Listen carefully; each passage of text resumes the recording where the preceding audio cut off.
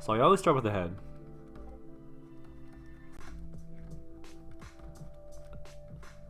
Also, forgive me, I'm not familiar with the names of all the muscles and everything.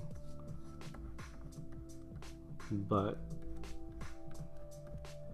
generally with the neck. Right, so I always have kind of like the muscles around the neck here kind of going down. And it just depends on how muscular you want your guy to be. So if you want him more muscular, kind of give him less neck. So I find that the pecs, they almost go into the shoulder muscles, sort of like this. So if we join the shoulder like this, right? I find that all the muscles are very specifically kind of fit together in a very specific way. So let's just say the shoulder.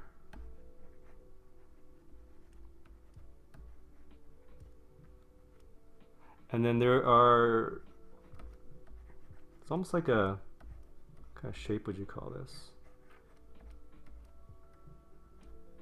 So the way that the pecs go, there's actual different, almost like, what would you call it, tendons or muscles that stretch out from the shoulder here and then across the body.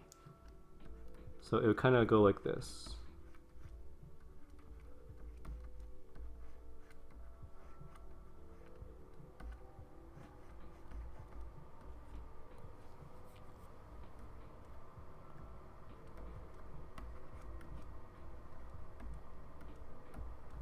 So let's say this is the middle of the body here.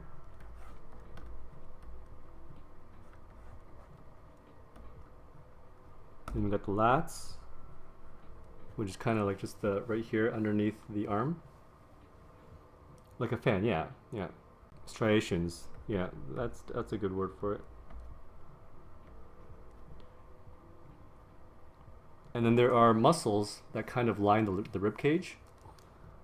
So let's say if this is the rib cage for your skeleton, like this, right? You can actually feel your rib cage. It kind of does this, right? Like that. So the abs would almost fit underneath where the rib cage arches. Not underneath, but like location-wise, below it. And with comics, it's like you can, some people like drawing 8-packs, some people like drawing 6-packs. I generally stick to around 6. And what I do is I try not to make them too square looking.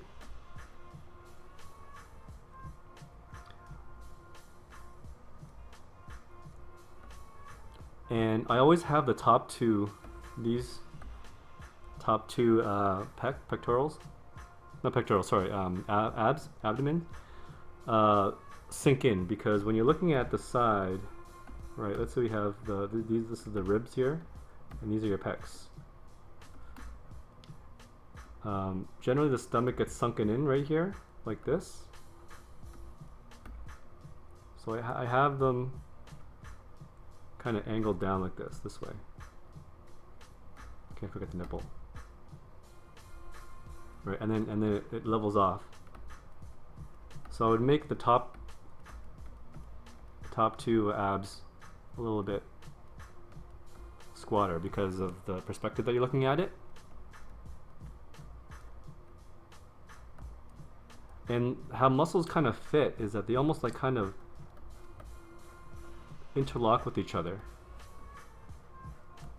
So let's just say these are your abs here, and you get the muscles on the side. They would almost interlock into the ab muscles, like that.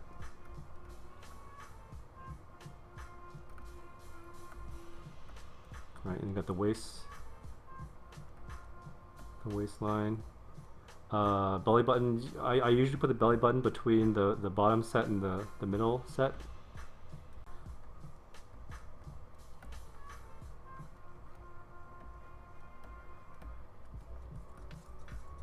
So sort of like that. I mean, this is how I approach it generally. You can also break it down, right, to shapes. So let's say if you want to do the torso here, it's almost like a... There's a reason the Superman logo is shaped a specific way.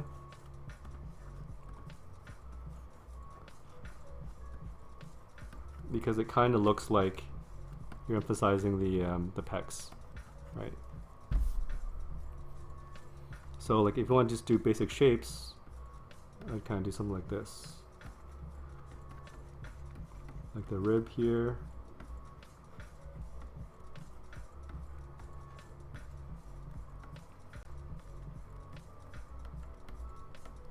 Right, and you can just do kind of the same thing.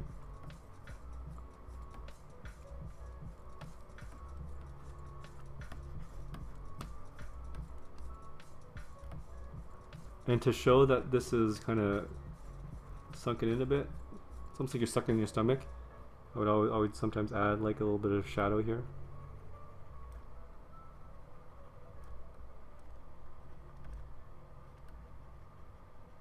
Because you want to show that the muscles are actually, there's actually a form to it, right? Like if it's doing this, then this would be in shadow.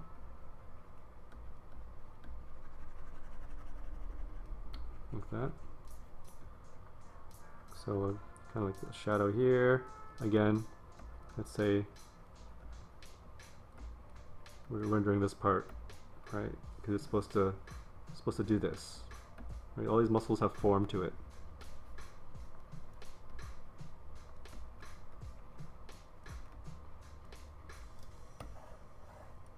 So something like that. Everything kind of works with the skeletal structure below it. You just remember that that each muscle can be drawn as its own shape.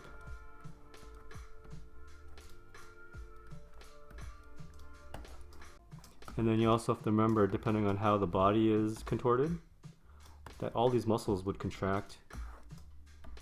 So let's say if the body is bent over, then these muscles would bulge a little bit.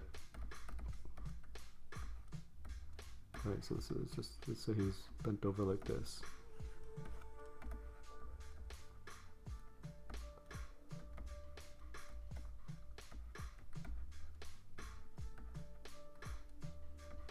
And then all these muscles on his back would stretch. Just need more years of practice, but this helps me out so much, honestly. Yeah, no problem. I hope it helps a little bit.